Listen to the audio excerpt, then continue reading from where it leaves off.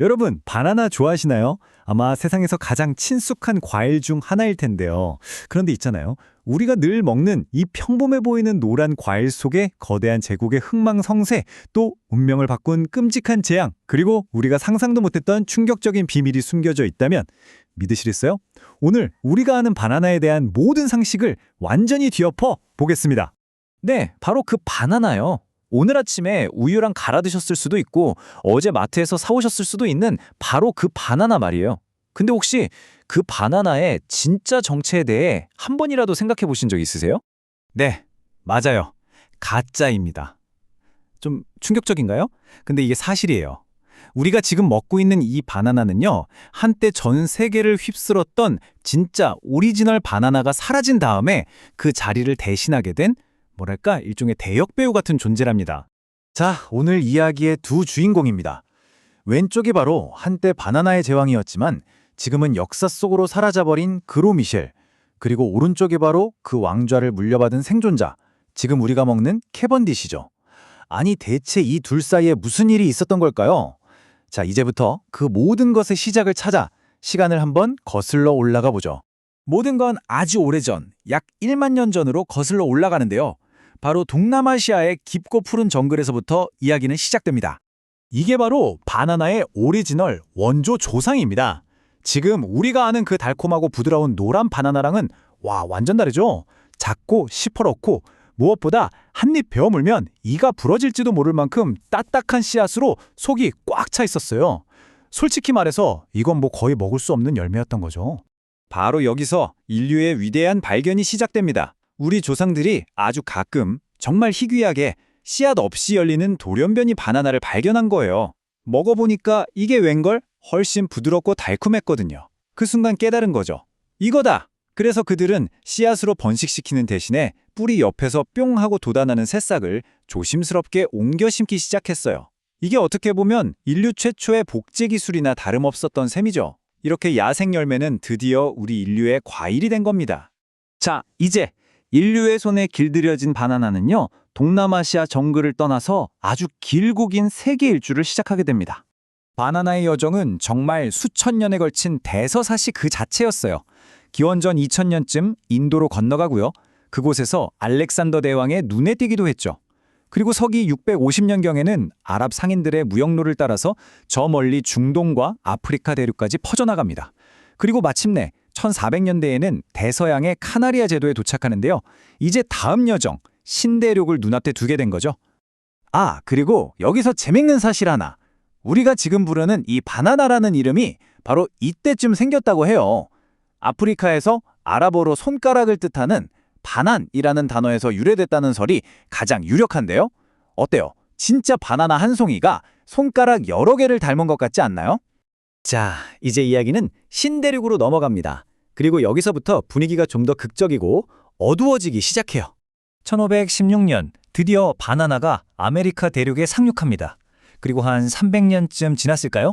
1800년대 후반이 되면서 냉장 기술과 증기선 같은 신기술이 등장하자 사업가들의 눈이 번쩍 뜨인 거죠. 아, 이 노란 과일로 엄청난 돈을 벌 수 있겠다. 바나나는 더 이상 그냥 과일이 아니라 거대한 비즈니스가 된 겁니다. 바로 이 과정에서 바나나 공화국이라는 아주 슬픈 용어가 탄생하게 됩니다. 이게 무슨 뜻이냐면요. 거대한 외국 과일 회사들이 중남미 국가들의 경제, 정치, 사회를 그냥 전부 다 장악해버린, 말 그대로 자기들만의 왕국을 건설했던 시대를 빗대는 말이에요. 와, 그들의 힘은 정말 상상을 초월했습니다. 나라 안에 또 다른 나라가 있는 격이었죠. 직접 철도를 깔고 소유했고요. 전신망 같은 통신시설도 다 통제했어요. 세금은 거의 내지도 않으면서 현지 정보를 자기들 마음대로 주무르고 심지어는 군사력까지 동원하기도 했습니다. 이 거대한 제국을 아주 효율적으로 통치하기 위해서 그들은 딱 한 가지, 완벽한 품종만 고집했습니다. 그게 바로 그로 미셸, 별명은 빅마이크였어요. 크기도 컸고 껍질이 두꺼워서 멀리 실어 나르기도 편했고요. 무엇보다 맛이 정말 환상적이었거든요. 결국 전 세계의 모든 바나나는 곧 빅마이크 하나로 통일되어 버렸습니다. 하지만 모든 걸 똑같이 만들려는 그 욕심이 결국 끔찍한 재앙을 불러오고 맙니다. 눈에 보이지도 않는 아주 작은 적이 흙 속에서 조용히 이 거대한 제국을 향해 다가오고 있었거든요. 그 적의 이름은 바로 파나마병. 흙에 사는 곰팡이견인데요. 이게 바나나 나무 뿌리로 스며들어서 속에서부터 서서히 말려 죽이는 정말 끔찍하고 치료법도 없는 병이었습니다. 근데 진짜 문제는 뭐였냐면요. 전 세계에 심어진 빅마이크가 유전적으로 100% 똑같은 복제품이었다는 거예요. 그 말은 즉, 한 그루만 감염돼도 농장 전체, 아니 전 세계의 빅마이크가 다 죽을 수 있다는 뜻이었죠. 처음에는 아주 사소한 신호였어요. 그저 잎사귀 하나가 슬쩍 노랗게 변했을 뿐이었죠. 하지만 그 속도는 믿을 수 없을 만큼 빨랐습니다. 순식간에 농장 전체의 나무들이 힘없이 픽픽 쓰러져 나갔어요. 정말 속수무책이었습니다. 결국 1950년대에 이르러 한때 세상을 지배했던 바나나의 왕, 빅 마이크는 지구상에서 거의 자취를 감추게 됩니다. 거대한 제국이 눈에 보이지도 않는 작은 균 하나에 허무하게 무너져 내린 순간이었죠. 이게 얼마나 충격적인 사건이었는지 감이 잘 안 오시나요? 그럼 이렇게 한번 상상해 보세요. 만약 내일 아침에 딱 눈을 떴는데 이 세상의 모든 사과가 밤사이에 그냥 전부 사라져 버렸다고요. 바로 그런 믿기지 않는 일이 실제로 바나나에게 일어났던 겁니다. 완전한 절망에 빠진 과일 회사들은 정말 필사적으로 대안을 찾아다녔습니다. 그리고 마침내 기적적으로 파나마병의 저항력을 가진 품종을 찾아냈죠. 그게 바로 캐번디시. 네, 우리가 오늘날 먹는 바로 그 바나나입니다.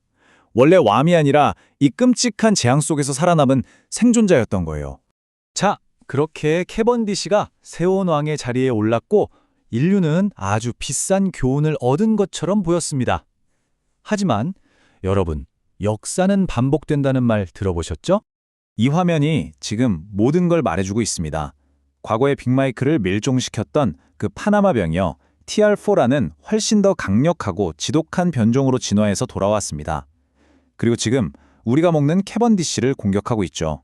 더 무서운 건 100년 전과 똑같이 전 세계의 모든 캐번디시는 유전적으로 다 똑같은 복제품이라서 이 새로운 병에 아무런 저항력이 없다는 겁니다.